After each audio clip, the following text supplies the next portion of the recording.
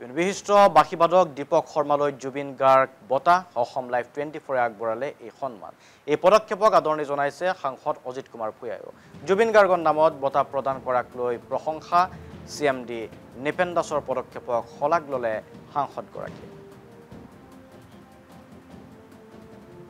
জুবিন গাৰ্গ বঁটা আৰম্ভ কৰাটো ভাল কথা হৈছে এই সময়ত, আৰু তেওঁলোকে সোনকালেই কৰিছে, এইটো ঠিক।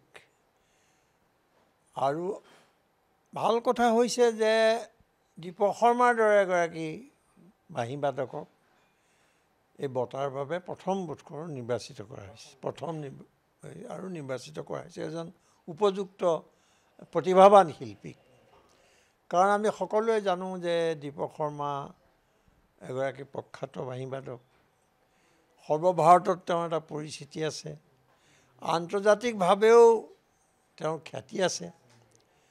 আৰু মই টেলিভিশ্যনত থাকোঁতে তেওঁৰ বৰ এটা দীঘলীয়া সাক্ষাৎকাৰ লৈছিলোঁ। অতি প্ৰতিভাৱান শিল্পী, গতিকে তেওঁ বহুত বেছি ধৰণে অসুস্থ আছিল কিছুদিনতে। গতিকে এই কথাটোৱে তেওঁৰ অসুস্থতাই শিল্পী সমাজৰ লগতে অসমৰ মানুহক যথেষ্ট চিন্তিত কৰিছিল। আমি উদ্বিগ্ন হৈছিলোঁ তেওঁৰ স্বাস্থ্যক লৈ। গতিকে এই শিল্পীগৰাকীক সহায় কৰিবলৈ আগবাঢ়ি অহাৰ কাৰণে অসম লাইভ আৰু তাৰ CMD নিপেন দাসক মই ধন্যবাদ জনাইছোঁ, আৰু এনেকুৱা কাম যাতে তেওঁ কৰি থাকে তাৰ বাবে আহ্বান জনাইছোঁ। বিশিষ্ট বাঁশীবাদক দীপক শৰ্মালৈ জুবিন গাৰ্গ বঁটা অসম লাইভ 24 আগবঢ়ালে এই সন্মান। এই পদক্ষেপক আদৰণি জনাইছে সাংসদ অজিত কুমাৰ ভূঞায়ো।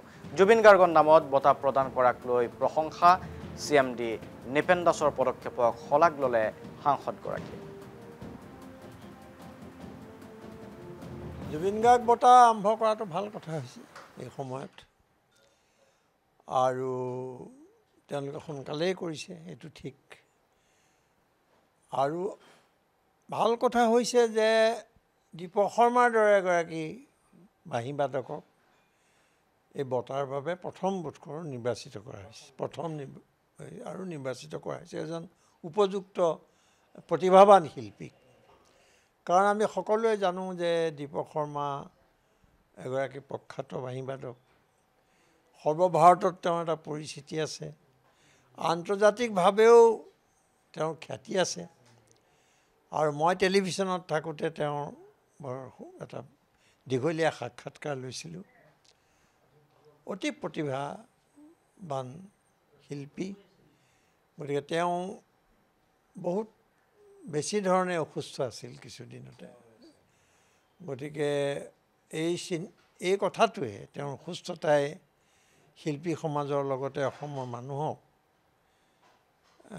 যথেষ্ট চিন্তিত কৰিছিল। আমি উদ্বিগ্ন হৈছিলোঁ তেওঁৰ স্বাস্থ্যক লৈ।